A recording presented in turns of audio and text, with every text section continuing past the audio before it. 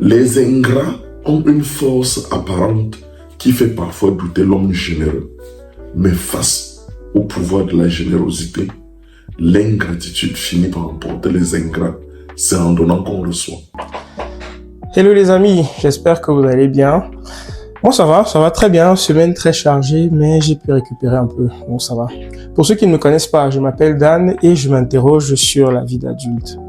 Je vous propose aujourd'hui la deuxième partie, la partie la plus intéressante même de l'interview que j'ai réalisée avec Thierry Niamen, le promoteur de la marque Tanti, que j'ai rencontré sur un séminaire de quelques jours, et puis j'ai sauté sur l'occasion pour lui poser 2-3 questions sur, non pas sur l'entrepreneuriat, mais plutôt sur sa vie en tant qu'adulte, l'épanouissement personnel, mais aussi des questions de frustration, de solitude, pour voir quel est son positionnement là-dessus. J'ai trouvé assez intéressante ces réponses.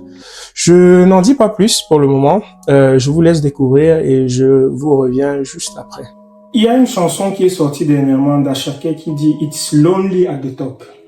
Au sommet, on est solitaire. Les entrepreneurs parlent souvent de la solitude de l'entrepreneur. Pourtant, l'entrepreneur, paradoxalement, est souvent entouré. Quelle est ton expérience là-dessus en tant que personne? Pas d'un point de vue business, mais en tant que personne, l'être humain. Est-ce que c'est quelque chose que tu confirmes? Et si oui, comment tu gères ça? Personnellement, Thierry, et non pas le PDG. Oui, je crois que de par mon histoire, c'est chacun en fonction de son histoire. J'ai par exemple été extrêmement torturé. Et je suis le seul garçon sur 3 générations dans ma famille. Donc j'ai pas vu de garçon. J'étais dans une maison considérée comme étranger. Donc je connais la solitude. Mais je connais la solitude, j'ai remplacé cette solitude par l'amour que je peux offrir à mes amis. Ce qui fait que j'étais au lycée comme quelqu'un qui pouvait animer, donner des points de vue, faire rire des gens. Pourtant, à la fin, quand je vais rentrer le soir, c'est soit la bastonnade, soit je reste dans mon coin. Mais en grandissant, je me rends compte que j'ai joué au basket, donc j'étais entouré, j'étais un sportif. J'ai été suffisamment m'impliquer dans les groupes religieux comme le groupe biblique des élèves et étudiants du Cameroun. J'étais membre du GBEC, membre de l'UCJG, l'Union chrétienne des jeunes gens. Donc j'étais à la chorale, j'étais moniteur du culte d'enfants. Donc je trouvais toujours un aspect, toujours pour cacher une solitude réelle qui est en moi. Malgré le fait qu'on est en entreprise, vous vous rendez compte que beaucoup ne sont pas vrais. Et je vais définir vrai en fonction de chaque contexte. Vous vous ouvrez aux gens qui, vous êtes ensemble, mais en réalité, ils ne sont pas là. Au vu des démissions en cascade qu'on a pu avoir, vous sentez des gens qui ne partagent pas avec vous les émotions réelles. Mais j'ai compris une seule chose, que je n'ai pas besoin. J'ai besoin de comprendre qu'ils ne comprennent pas qu'on doit partager. Bon, maintenant, en tant que personne réelle au niveau oui, il m'arrive parfois de démarrer ma voiture et de ne pas connaître dans quelle direction j'y vais. Oui, et puis je pars, je gare quelque part. Et les amis, tu fais quoi? Non, je regarde, tu fais quoi? Rien. Et moi, je ne peux il faut, de par ma vie d'aujourd'hui, c'est très dangereux de me demander, tu pars où? J'ai l'impression qu'il y a un gendarme qui se met dans ma vie pour savoir là où je vais. Parce que moi, je ne donne pas la réponse à cette question. Parce que je veux trouver un endroit là où je vais partager les énergies positives. Et j'ai comme un baromètre, un thermomètre en moi. Quand ça ne marche pas, je le sens. Oui, je le sens et puis je dégage. C'est une solitude permanente que je considère plutôt comme une force qui permet de se séparer, de trier l'ivraie du bon et puis on reste.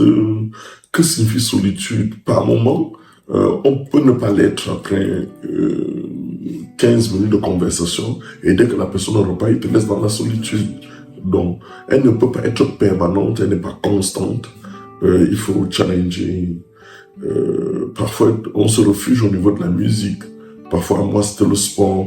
Donc il faut que c'est comme un principe de vase communicant. Et la nature, en milieu du vide, vous renvoie les énergies négatives que vous avez vues emmagasiner.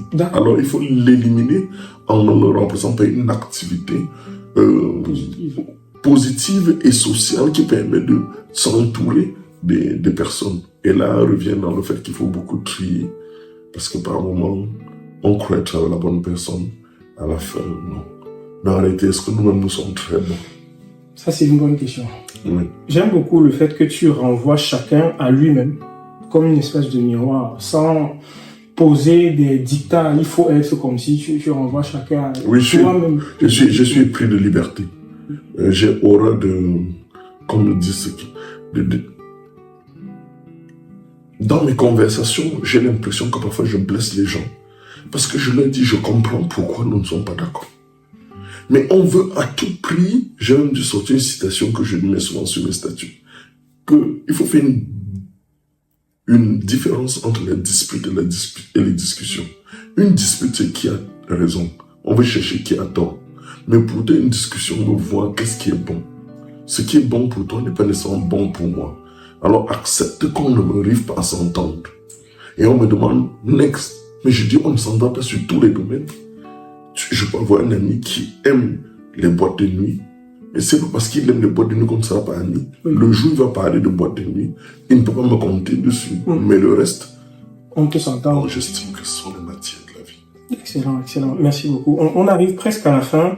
Mon avant-dernière question. Tu viens de parler de boîtes de nuit dans tes habitudes. Tu as dit tu ne bois pas, tu ne fumes pas. Est-ce que tu peux nous partager un peu, tu es quand même un PDG, pour avoir passé quelques jours avec toi, je te vois plein d'énergie. Je ne sais pas comment tu fais, quelle est ton hygiène de vie, comment tu fais pour être aussi dynamique aussi. Aujourd'hui, tu as soulevé toute une salle de plusieurs nationalités. Je ne sais pas comment tu fais pour avoir autant de fougue. Est-ce que c'est plutôt une pratique de santé? Est-ce que c'est comme ça que tu es naturellement? Est-ce que c'est le sport? Comment tu fais? Je suis obligé de faire ça. Effectivement, pour combler un vide. Je suis un jeune qui n'a pas... souvent, il y a des idiots qui me disent « oui, le père, oui, la mère ». Dès que tu m'appelles comme ça, j'ai même envie de te bloquer. Parce que je n'estime pas qu'il faut m'appeler le père. Oh, tu es le sugar daddy ou le daddy. Je sens vieux. Oui. Moi, je dis, je suis un jeune qui a choisi combattre la solitude par un ensemble de choses.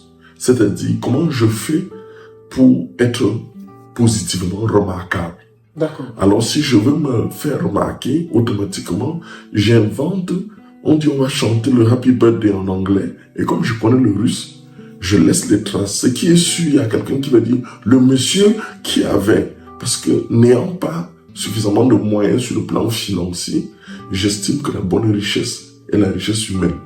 Et de ce côté, je remplis le verre émotionnel des autres pour pouvoir remplir le mien qui est vide. Donc c'est une partie de plaisir, c'est un jeu d'échecs dans lequel c'est une bataille pour y arriver. Je suis obligé de faire ça. D'accord. Merci beaucoup. Franchement, c'est très intéressant. On arrive à la fin de notre petite interview par une question qui... Bon, tu vas me dire comment tu la trouves. Tu es chef d'entreprise, donc tu es certainement chef de famille. Les problèmes des autres, c'est à toi de les résoudre, de tes employés, c'est à toi de les résoudre. Les frustrations des autres, on te les apporte. Comment toi, qui gère tes problèmes, qui gère tes frustrations? C'est en cela que je dis qu'il faut faire très attention de ne pas entrer dans une spirale. Vous allez voir des gens attendre la quarantaine et dire, maintenant il faut que je pense aussi à moi. Il m'arrive de déconner, mais malgré tout ce qu'on a dit, de préparer. Moi, je m'en vais, je m'assois quelque part, je mange ce que je veux. Je veux manger ce que je veux. Pour une fois, est-ce que je peux faire ce qui me plaît, pas par rapport à quelqu'un? Et vous allez voir, l'homme, dans sa fonction, a été toujours utilisé dans la vie pour résoudre le problème des autres. Peut-être ça doit faire une passion.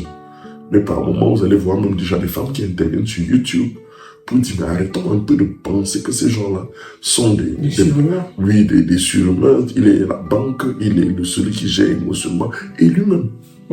Et ça, L'ingratitude, et là je profite sur votre chaîne pour vous donner une des citations phares que j'adore, qui se trouve aujourd'hui dans une université américaine, c'est « Les ingrats ont une force apparente qui fait parfois douter l'homme généreux, mais face au pouvoir de la générosité, l'ingratitude finit par emporter les ingrats, c'est en donnant qu'on reçoit.